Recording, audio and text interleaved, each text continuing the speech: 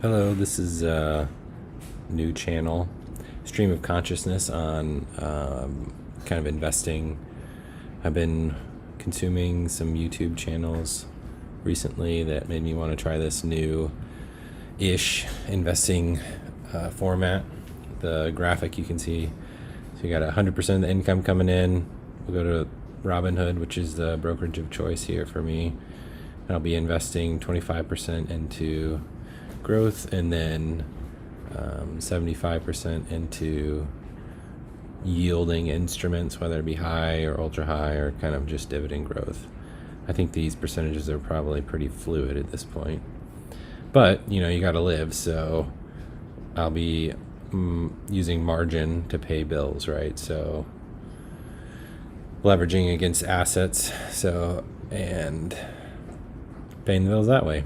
And then the dividends that come in from the income pays down the margin. The channels that I've been watching that have been doing this, Fully Invested FI, Dividend Domain, Paycheck to Portfolio, Borrow and Build. I'll put the links for their channels in the area below so you can check those out. But I've been inspired to do this, so I'm giving it a shot.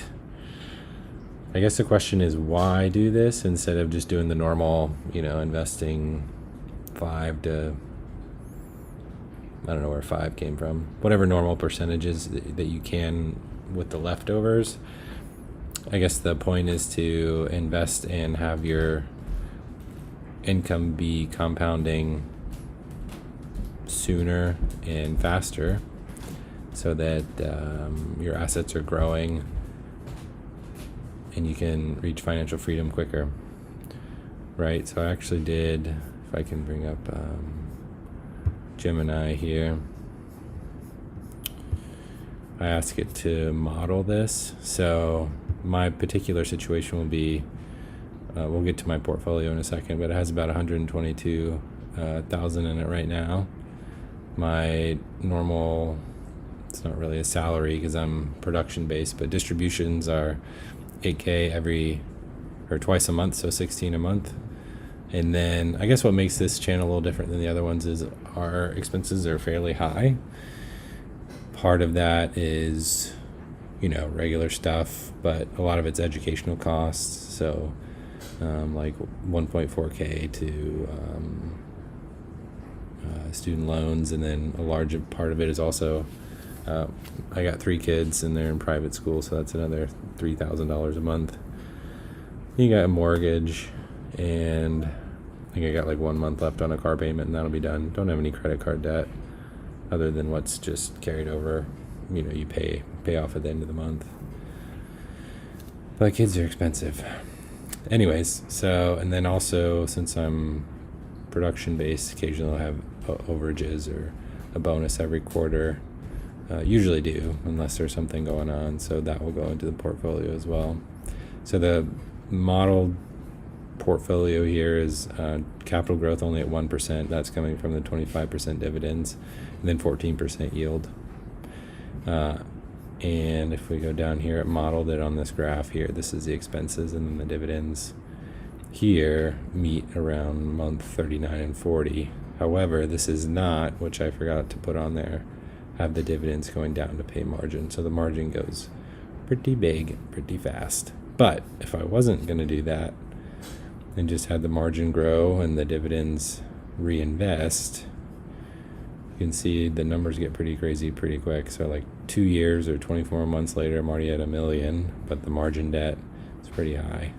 5 months, year 5, 2.7 million, but almost $1 million in debt.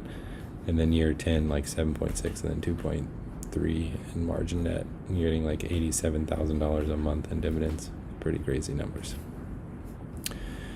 But then it asked Gemini to say, let's change it and have dividends pay down the margin. Gave me this nice chart here.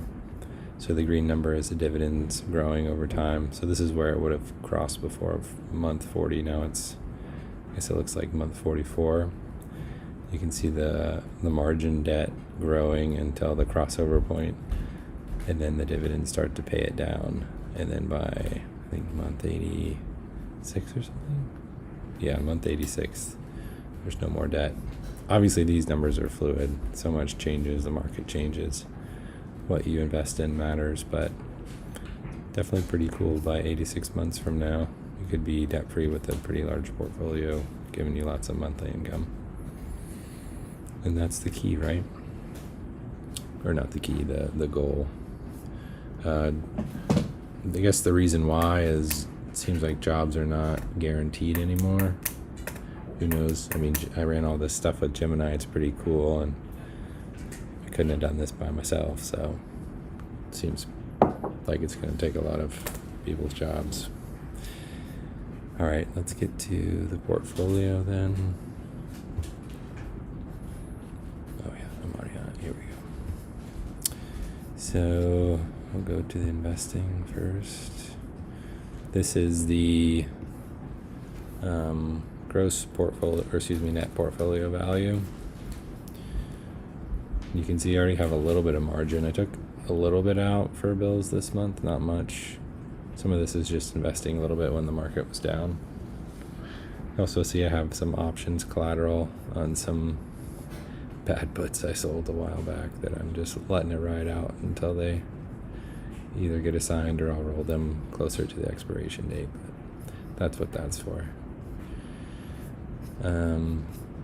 So that's the net portfolio value. If you go to investing, account, investing, then you can see the gross portfolio value before the margin, and then the the negative parts of the puts as well. And if we head over to Snowball, this is what I've got as far as my holdings. Number one holding is BTCI. Well, number one holding that pays the most. Let's see. Yeah, I mean, what I'm getting the most from. I will say I do have a pretty high conviction in Bitcoin, and I think it's in a winter right now. I just started accumulating Misty, so I don't have a big loss on it like a lot of other people do. So I'm going to keep buying these two and other, so XBCI and maybe MSST, throughout the bear or the winter part of crypto. And then once Bitcoin hits over around 85, I'll probably pivot and start investing more into other things. Other things being, I haven't seen a lot of income people talk about the preferred stocks through MicroStrategy or Strive, but they hold their par pretty well, which is good for margin, and they pay 11 and 12%, which seems pretty solid. I guess only the downside, at least in Robinhood, is that the margin maintenance is pretty high at 50%. All right. And here's my yields. Obviously, Misty is super high. It's down just a tad over just the last day or so. Then Chippy, XBCI, blocks. I probably won't add too much more to that. It's even more volatile than anything else I have. Do have a little bit of Ethereum, probably won't add to that. And then along with Bitcoin, I'll probably add more to the commodities like silver, gold, copper, and then another gold IAUI, and then also MLPI, which is held up really well. Okay. You can see my annual income. It's weird. Snowball says my annual income is 19.6 here, but then you go to the dividend calendar and it says it's 18.9. So it's one of those. We'll find out, I guess, as we go. And let me go back to dividends here. You can see what I've gotten month over month down here. So I haven't been doing this very long as far as with this Robinhood portfolio, but it's grown every month. You can see the projected income for months going forward, so 1.7K, 1.6K-ish. And most of that's coming from BTCI because it's by far my largest yield position. And let's see, holdings. Let's go to the regular dashboard. These are my categories here. like I said, this is fluid. I don't know that I'll keep it all the same, and as things go, I'll probably change it. But in my growth portfolio, I have VOO, SCHG. It was a carryover from my M1 Finance that I transitioned into here. Only have 7 shares. I probably won't add to it just because I'm more adding to QQQM, and NVIDIA was just the $5 I got for opening the account, so I haven't bought any more of that. I do have Conviction and MSTR, and then also Strive, which is another Bitcoin treasury company. I think they'll do well once this winter's over. I probably won't add much to this, but I will add a little bit of MSTR here and there. Then I've got gold, and then, like I said, I have a lot of FBTC, and I probably won't add much more to that once it gets above 80 or 85. One thing I will mention that I do is that reoccurring, I do have these daily buys on, so strategy, so MSTR, QQQM, FBTC, I'll keep adding to that until it's out of this bear market, then I'll stop. Gold, SCHD, and then VOO. What I'll do is when I get paid, I'll subtract how much, or see how many days until the next paycheck is in the market, and then multiply how much will be daily bought with these, and then everything else will go into yield after that. What else would people want to know? I think that's mostly it. I think I've talked about most things. Income, expenses around 14K, like I said, pretty a lot, but, and I'll be tracking the expenses as well through portfolio spreadsheet here. This is what it was in March: gross portfolio, net portfolio, yearly projected income, margin balance, and then this will be the kind of what I did through Gemini, looking at expenses and dividends. The expenses were way lower in March because I wasn't really paying anything out of them except for a few things. That'll be much higher next month.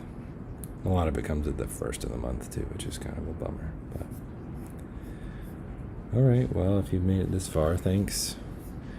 Leave any criticisms or things you want to know down below. Like I said, I'll leave those other channels down there because they were the reason I kind of got into this and feel confident enough to try it. If it doesn't work, it doesn't work. That's okay. We'll see what happens. Until next time, like and subscribe, I guess. See you later.